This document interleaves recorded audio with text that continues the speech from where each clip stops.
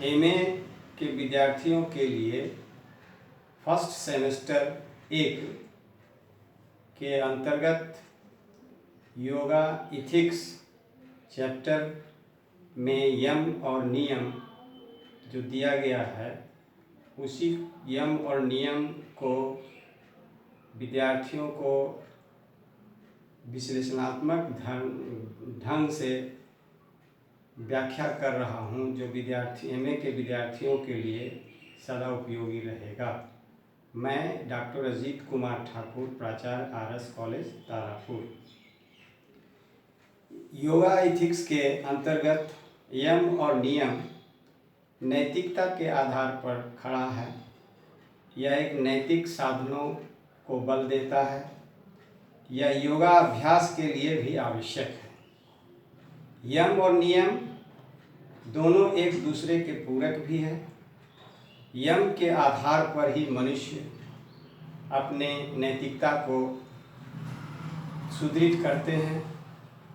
जिस व्यक्ति में नैतिकता नहीं है, वह यम को स्वरूप के आधार को सुदृढ़ नहीं कर सकते हैं, क्योंकि जितना योगा में नैतिकता की आवश्यकता है, उतने ही योगा के अंतर्गत यम की भी अत्यधिक आवश्यकता है। और यम के आधार पर ही योगा अभ्यास को स्वरूप को निष्पादन किया जाता है।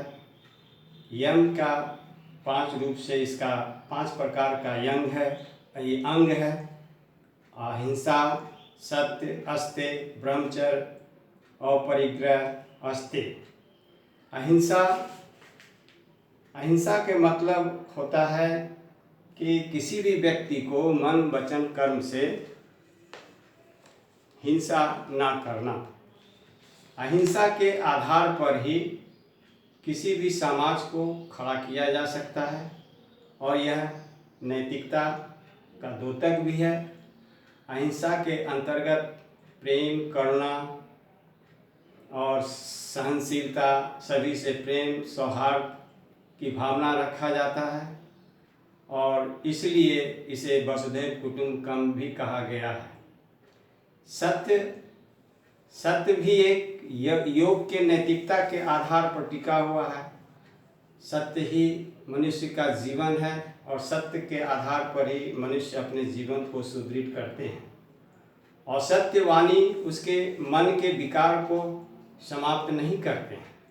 लेकिन सत्य जो है, सत्य सत्य है, असत्य असत्य है।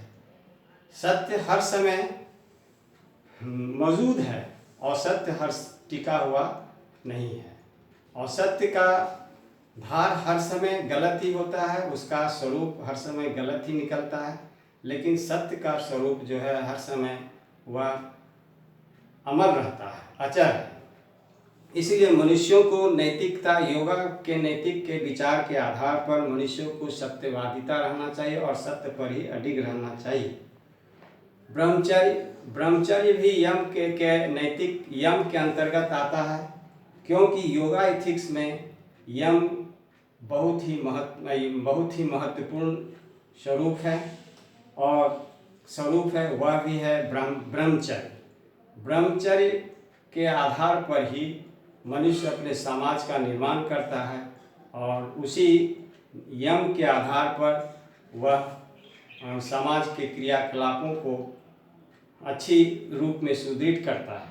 ब्रह्मचर्य को पालन करने से, चाहे गृहस्थ जीवन में हो, चाहे वो और किसी ब्रह्मचर्य अस्त में हो, दोनों को बिल्कुल सटीक रूप से, सदाचार रूप से निभाना चाहिए, ताकि वह समाज में किसी तरह की त्रुटि नहीं होती है, क्योंकि इसमें नैतिकता की अहम भूमिका रहती है। अपरिग्रह किसी भी वस्तुओं को अपरिग्रह रूप से देखना चाहिए। उसमें लोलुपतापन की भाव नहीं होना चाहिए। जबरदस्ती उसकी संपत्ति को हथियाना नहीं चाहिए। अगर उसके पास संपत्ति है तो वो समाज के हित के लिए काम करना चाहिए। यही योग के इथिक्स के अंतर्गत आता है। अस्तेय का स्वरूप है कि सारे किसी दूसरे के धन का अपहरण ना करना। किसी के दूसरे के धन को ये अपहरण करके उसका उपयोग ना करना, यह भी एक नैतिकता, योगा के नैतिकता के आधार पर टिका हुआ। अगर इस तरह की बातें सब लोगों में आ जाए तो योगा की नैतिकता जो है बहुत ही आधार और सटीक होता है, क्योंकि योग के इथिक्स के अंतर्गत यम का ही महत्वपूर्ण स्थान रहा है और स्थान रहेगा भी। इसका स्वरूप भी उसी स्थान पर खड़ा रहता है। यह एक जड़ चेतन के आधार पर है, समय काल के आधार पर नहीं है, बल्कि जिस भी ये अनंत रहेगा यह काल, क्योंकि यम जो है नैतिक योगा पर उसका आधार स्वावलंबन है। अब है कि नैतिक योग के अंतर्गत यम का बहुत बड़ा योगदान है, क्योंकि यह एक नैतिक साधन है।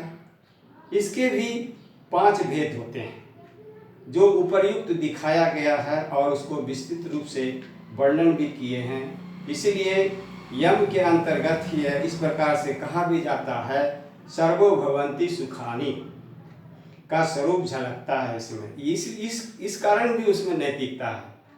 अब है दूसरा है कि नियम का मतलब होता है अनुशासन। अनुशासन के आधार पर ही किसी वस्तु या कोई भी मनुष्य उसको ठीक ढंग से अपने जीवन को स्वरूप को ढाल सकते हैं। बिना नियम या बिना अनुशासन के आधार पर वह व्यक्ति खड़ा नहीं हो सकता है। इसलिए मनुष्यों को योगा इथिक्स के अंतर्गत नियम जो है अत्यधिक महत्वपूर्ण है, क्योंकि नियम के भी 5 भेद हैं, 5 प्रकार होते हैं। तपस, सर्दी, गर्मी। तपस का मतलब होता है सर्दी गर्मी में उसे सहने की शक्ति होनी चाहिए। स्वाध्याय का मतलब होता है शास्त्रों का अध्ययन करते रहना चाहिए। और जाकर के शौच है मनुष्यों का स्वरूप को निखारता है। शौच का मतलब है कि अपनी मनुष्यों को क्रियाक्रम को ठीक रूप से करना, और जिससे कि उसका शरीर मन मस्तिष्क स्थिर रहता है, वह भी नियमबद्ध करना चाहिए। संतोष पर भी योगा एथिक्स टिका हुआ है, क्योंकि संतोष के आधार पर ही मनुष्यों को